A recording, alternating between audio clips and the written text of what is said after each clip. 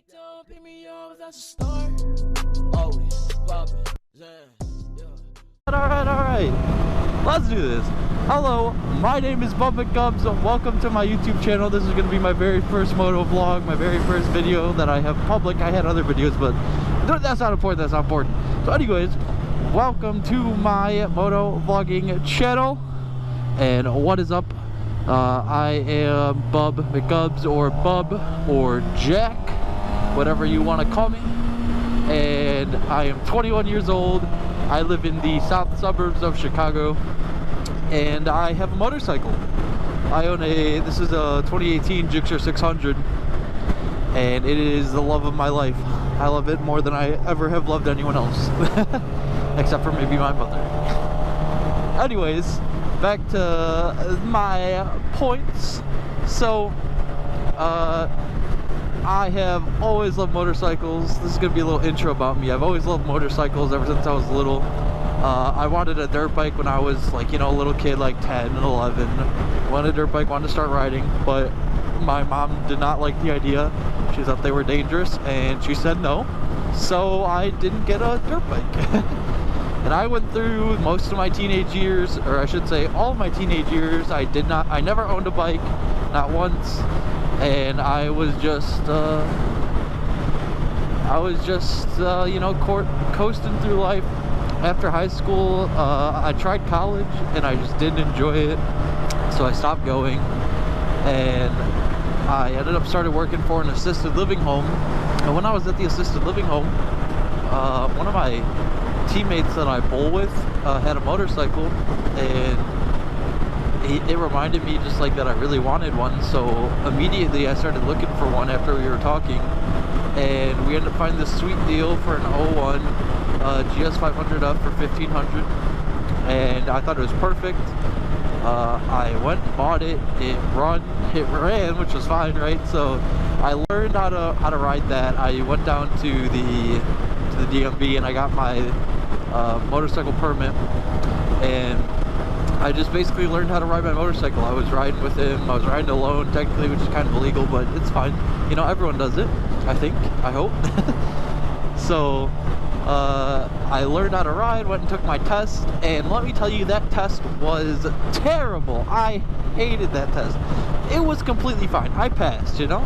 I think you're like able to get 11 total, like, points marked off. 11. And I got 9 points. And let me tell you, all 9 of my points were from the cone weave. I could not weave those cones, like, for the life of me. It was, oh, hello, you're braking hard. Let me pay attention here instead of talking to myself like a, you know, crazy person. So I could not fucking do the cone weave. I put my foot down twice, which I think was 2 points apiece. And I think I might have done it 3 times, which was like 5 points, and I missed 2 cones, which are 2 points apiece. So I got 4 points for missing 2 cones, and I got 5 for putting my foot down more than 3 times. So I got 9 points on that test, and after that test I was just like, I'm gonna fail, this is awful. And luckily my instructor was very, very nice, and they gave me perfect marks on everything else, and I passed, and it was the happiest day of my life. I got my motorcycle license, and I started to get fun. You know, at this point I wasn't exactly hooked. Like, I liked it. I really enjoyed riding motorcycles. Like, it was a fun pastime, fun thing to do, but I wouldn't say I was hooked yet. Nowhere near. I got hooked right around the end of that summer. I started to ride and play Pokemon Go, and I'd ride to play Pokemon Go.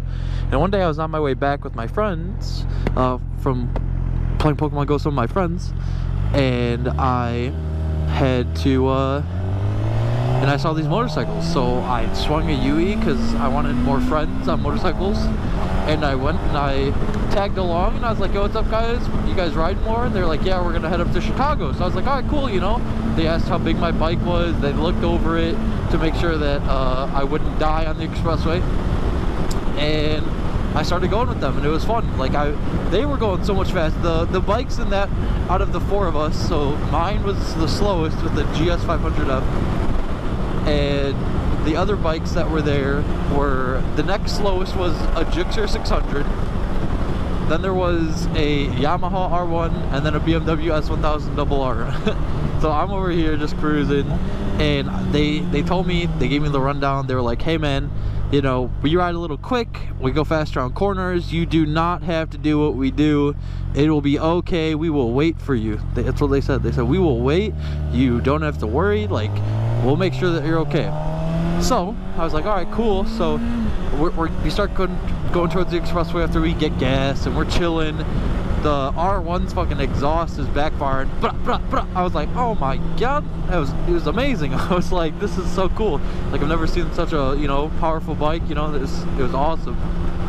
So we get to the on-ramp, and immediately as soon as we hit the on-ramp, all 3 of them like around the corner. I was like, what the fudge? I was so confused, like frick neck patty whack, dude. I was gobstopped, dude. They were flying around the corners. They were like knee dragging. This is the first time I'd ever seen like knee dragging in person.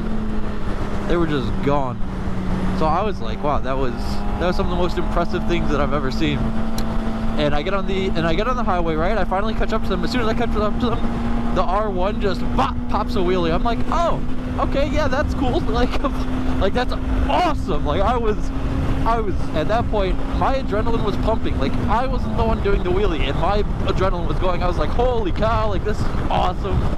Like, I get to see these guys do close-up wheelies on the expressway. They're just popping them. So we're heading up, and that ride is what hooked me. Like, that adrenaline from just watching them do wheelies and just like watching them have a good time was probably one of the best things that I've ever seen. And it was nice. I was really, really happy that I went on that ride. And so after that, my bike ended up breaking down, the GS 500F. I guess I pushed it a little too hard. A little, I guess. Because I blew a piston head and cracked the case, I guess. That's what the guy who I sold it to said. So I was like, oh, that's unfortunate. Oops. I sold it for like $500, so it was really depressing. And then after that, it was just like melancholy, because I didn't have money. I didn't, you know, I was like, fuck, you know, I want a bike, but I don't have enough to get one. So I was a little sad. But I was searching, and one night I happened to stumble upon, you know, I was looking for bikes, and I happened to stumble upon this bike for sale at a dealership. It had a Yoshi pipe, it had aftermarket grips, aftermarket levers. Like, I was like, okay, I see you. It looked nice, it looked clean, and they were selling it for $9,000. So I went down there, I talked to the guy, we came up with a deal. I had the bike like a week later. It was a good time. So I got the bike in October and November. We're now in May, and through the winter months I've put almost 4,000 miles. I bought it with 1,800 and I'm at 4,600. So I'm loving the bike. I'm cruising. It's literally like one of my favorite things to do. I love cruising with people and meeting new people. And yeah, so I just do a bunch of dumb crap on this bike sometimes, you know. I'd go a little too fast, you know, but I'm learning, and I try to wear as much gear as I can. I need to buy a new jacket, because funny story, I bought a jacket when I first started riding, but I started my recent job, which I work for the post office now. I work for the post office, and since I started there, I've gained 30 pounds. I got fat. So now my jacket doesn't fit me, and the zipper pops open whenever I try to use it, and it's kind of funny. I've hit top speed on this bike, I believe. I had the throttle all the way down, and the speedometer read 166. Now, did the bike go 166? Probably not. Like, I know these things are supposed to only go 155, so I'm assuming I didn't go 166, but I don't know what the whole guy before this did to the bike. So it's very possible that it could have been tuned up to to do more. Broom, broom, broom. I love this fucking, it's CrossFit Rua. Wait. I used to go there. I used to go to that CrossFit place. I wonder if they got any new members.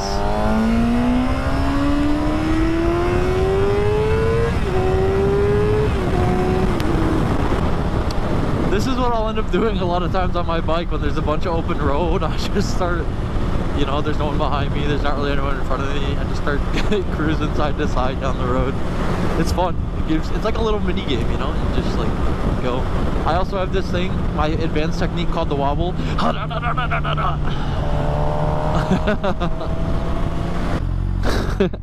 I'm riding around in a onesie right now.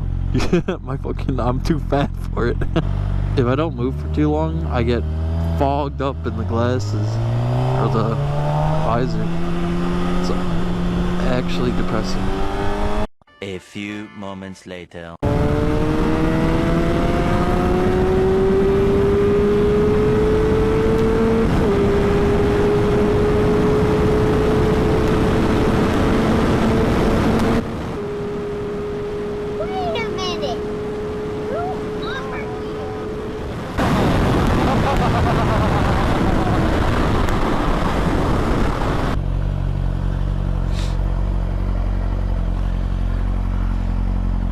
Did you see me coming and decide to go too?